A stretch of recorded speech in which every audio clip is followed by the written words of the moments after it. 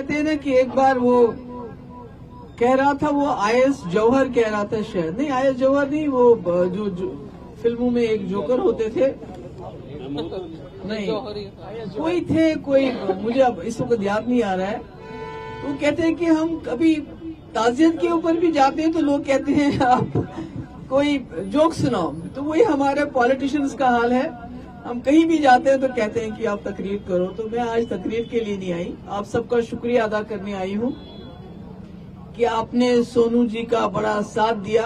आगे रिजल्ट क्या निकला वो तो चलता रहता है, पर जिस तरह से ये लड़ा और जिस तरह से आप इसके साथ चले उसके लिए मैं आप सबकी बहुत शुक्रगुजार हूँ।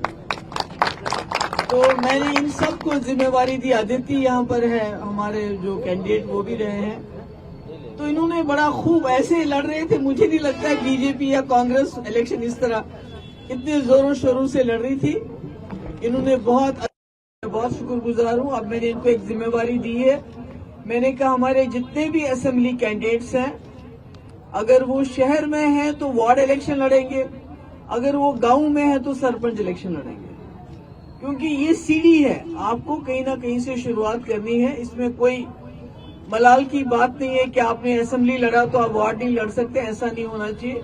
और उसमें आप लोगों को इनको जिता के वापस भेजना है, ताकि ये अपने लोगों की, अपने मोहल्ले की छोटे छोटे काम कर सके। क्योंकि सरकार तो अब बीजेपी की एक तरफ से, एनसी और कांग्रेस की दूसरी तरफ से है। बीजेपी की इस तरफ से कि सेंटर में, और यहाँ लेफ्टिनेंट गवर्नर उनकी जमात का है, आधी सरकार उनकी है, आधी सरकार नेशनल कॉन्फ्रेंस और कांग्रेस की है। तो अब ये छुटमुट जो नीचे है, म्यूनिसिपैलिटी है, पंचायत है, तो इसमें पीडीपी का थोड़ा सा आप मदद कर लीजिए, उनको रोल दे दीजिए ताकि हम लोग उनके काम कर सके। बाकी यहाँ अभी जो मेरे से पहले यहाँ बात कर रहे थे उन्होंने बताया मुल्क के हालात अच्छे नहीं हैं।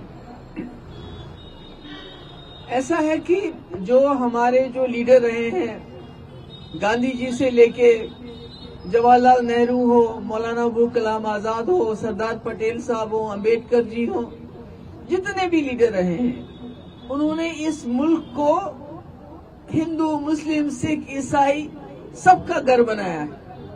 ये सबका घर है, साझा घर है। और गांधी जी ने तो अपनी जान भी दे दी इसके लिए, मगर जो आज हालात हो रहे हैं उसमें लड़ाया जा रहा है आपस में। और मुझे डर है, खौफ है, जो 1947 में हालात हुए थे, तो कहीं ना कहीं हमें उसी तरफ लेके जा रहे हैं। क्योंकि जब नौजवान नौकरी का जिक्र करता है, नौकरी की डिमांड करता है, उसको नौकरी नहीं मिलती है। वो अच्छे अस्पतालों की डिमांड करते हैं लोग, वो अच्छे अस्पताल नहीं है, हमारे पास नहीं है। अच्छी शिक्षा नहीं है, क्योंकि जो तालीम है वो सबसे बड़ा हथियार है, वो इंसान के पर लग जाते हैं तालीम से, वो आप दे नहीं सकते हो। हमारी गलियां, हमारे कोचे, हमारे सड़कें आप ठीक नहीं करते हो, तो क्या करते हो कि मस्जिद को गिरा के उसमें देखो मंदिर ढूंढ लो। यही है ना, यही हो रहा है। अभी देखिए संभल में कितना बुरा हादसा हो गया। वो बेचारे, उनका कोई लेना देना नहीं, कोई दुकान पे काम करता था, कोई रेडी पे काम करता था, मार दिया, गोली मार दी, तो कौन बात करेगा? आप बात करोगे तो उल्टा आपको ही जेल में डाल दोगे, जैसे उमर खालिद 4 साल से जेल में है। तो आजकल सुनवाई कहीं कोई नहीं हो रही है।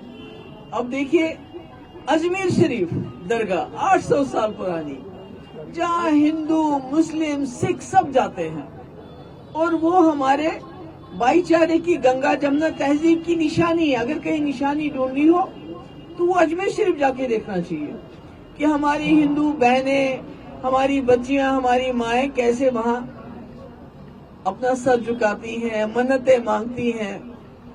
और दूसरी तरफ से मुसलमान होते हैं, तीसरी तरफ से हमारे सरदार भाई होते हैं। तो ये, इससे बड़ी मिसाल कोई नहीं हो सकती हमारे मुल्क में। उसके पीछे भी पड़ गए कि उसको भी खो दो, उसके नीचे भी देखो शायद मंदिर निकला है। तो मुझे समझ नहीं आता है कि ये कब तक चलेगा।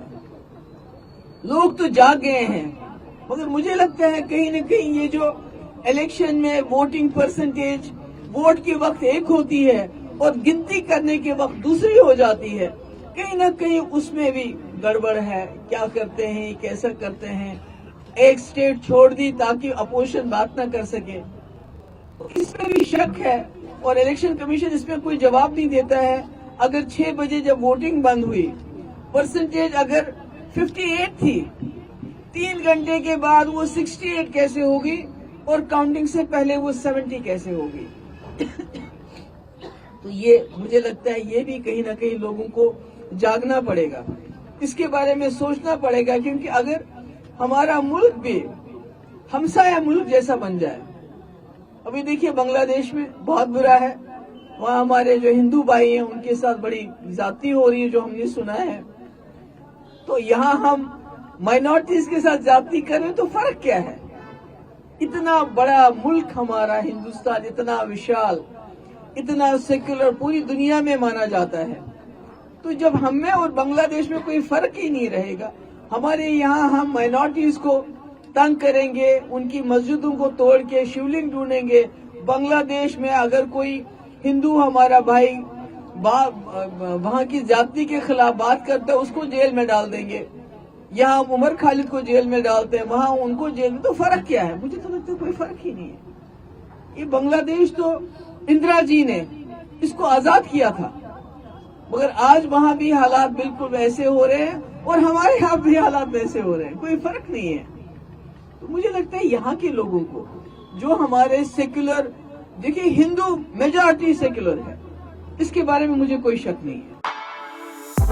For exclusive and insightful videos, subscribe to our new channel ABP Live Premium.